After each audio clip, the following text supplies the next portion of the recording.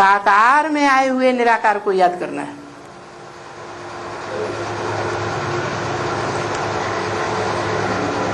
तुम सतो प्रधान निराकारी दुनिया में बाप के पास चले जाएंगे। बातें कितनी सहज और समझाने की हैं सहज। तो अभी इन चित्रों पर आओ और बतलाना चाहिए। भगवान तो एक है ना। इन चित्रों पर आओ। किन चित्रों पर आओ? त्रिमूर्ति के चित्र में ही बताया। 4 चित्र दिए हुए हैं। ऊंचे ऊंचे है, ऊंचे ऊंचे है अव्यक्त मूर्ति, और नीचे वाली है साकार मूर्तियां और आकारी मूर्तियां। साकारी सो आकारी। तो बताना चाहिए इन सभी मूर्तियों में भगवान एक है। ये 4 हैं। कौन? जो ऊपर वाली अव्यक्त मूर्ति जिसे कहा जाता है, मूर्ति भी है, मूर्त रूप भी है, अमूर्त नहीं है। क्या है? मूर्त माने साकार रूप भी है। देखने में आता है उसे कहते हैं मूर्त, और जो देखने में नहीं आता है उसे अमूर्त। जो देखने में आता है उसे कहते हैं व्यक्त, और जो देखने में नहीं आता है उसे कहते हैं अव्यक्त। तो भगवान एक है। ये 4 मूर्तियां भगवान नहीं है। ऊंचे ते ऊंचा भगवंत एक है। तो कौन हुआ? कौन सी मूर्ति की तरफ इशारा करेंगे? है किसकी मूर्ति की तरफ इशारा करेंगे? हैं? अव्यक्त मूर्ति की तरफ इशारा करेंगे। ऐसे तो ईश्वरीय ज्ञान की बेसिक नॉलेज लेने वाले बच्चे भी जब प्रदर्शनी करते हैं तो 32 किरणों वाला निराकार का चित्र रख देते हैं पहले, क्योंकि बाप ने कहा पहले बाप का परिचय दो। तो क्या बाप का परिचय हो जाता है? नहीं हो जाता। क्यों नहीं हो जाता है? क्यों नहीं हो जाता? हाँ, क्योंकि वो निराकार ज्योति बिंदु जब तक साकार में प्रवेश करके इन 32 गुणों को प्रैक्टिकल में धारण न करे, गुण और अवगुण साकार सृष्टि पर होते हैं या निराकारी दुनिया में होते हैं? तो जो 32 गुण दिखाए गए हैं लिंग के, वो साकारी की यादगार हैं, साकार सो निराकार की यादगार हैं, या सिर्फ निराकार की यादगार? साकार सो निराकार कंबाइंड की यादगार है। तो उसको कहा जाता है ऊंचे ते ऊंचा भगवन। उस ऊंचे ते ऊंचे के मंदिर भी ऊंचे स्थान पर बनाए जाते हैं या गड्ढे में बनाए जाते हैं? ऊंचे स्थान पर बनाए जाते हैं। गांव में भी बनाएंगे तो भी ऊंचा स्थान देखेंगे, शहर में भी बनाएंगे तो भी ऊंचा स्थान देखेंगे, नहीं तो पहाड़ों पर बनाते हैं। यही देखो ऊंचे ते ऊंचा भगवंत है। ये ऊंचे ते ऊंचा भगवंत बाबा कहते हैं इनके ऊपर ही बड़ी समझानी है। क्या है? बड़ी समझानी किसके ऊपर है? क्या कहा? इनके, इसके ऊपर नहीं कहा, इसके ऊपर ही बड़ी समझानी है, ऐसे कहा। क्या कहा? इनके ऊपर ही बड़ी समझानी है।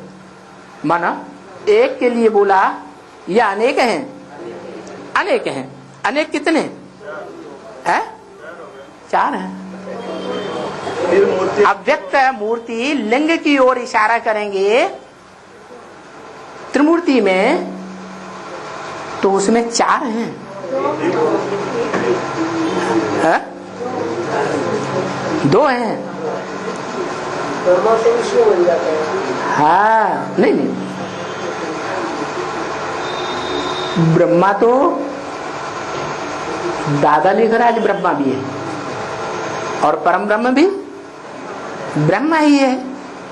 लेकिन इनके जब कहा है तो अनेक आत्माओं की तरफ इशारा किया या एक की तरफ इशारा किया?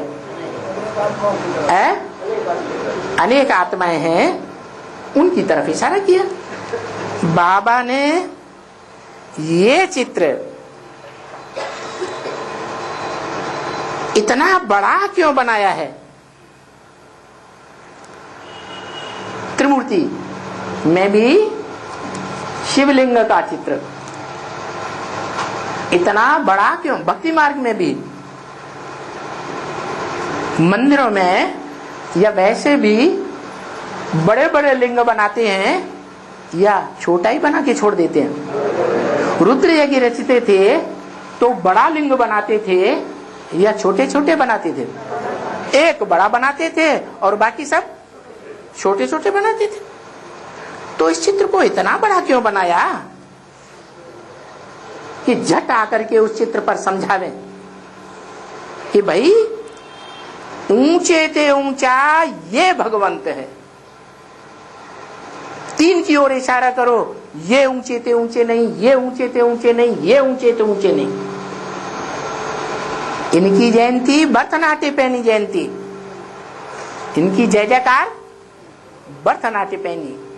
इनकी प्रत्यक्षता की कोई कौड़ी की भी कीमत नहीं। इसकी प्रत्यक्षता की कीमत है जो ऊंचे ते ऊंचा भगवंत है, उसका प्रत्यक्षता रूपी जन्म जब होता है, जिसकी यादगार है महाशिवरात्रि। महान माने बड़े ते बड़ी।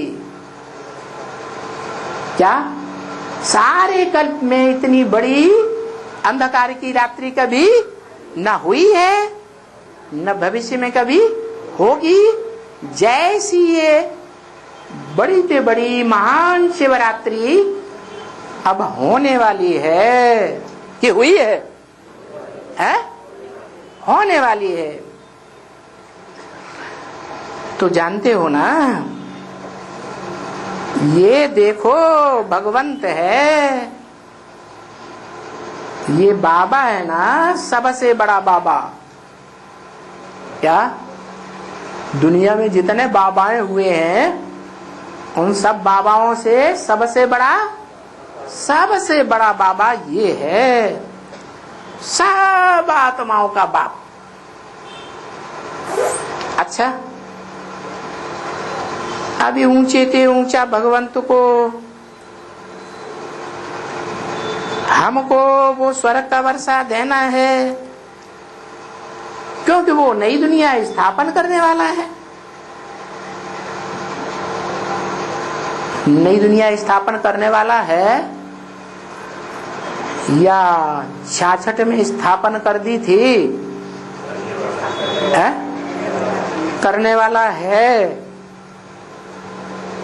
नई दुनिया स्थापन करने वाला है। तो मुरली में कब इशारा दिया कि नहीं? कब स्थापन करने वाला है? पढ़ाई कब पूरी होती है?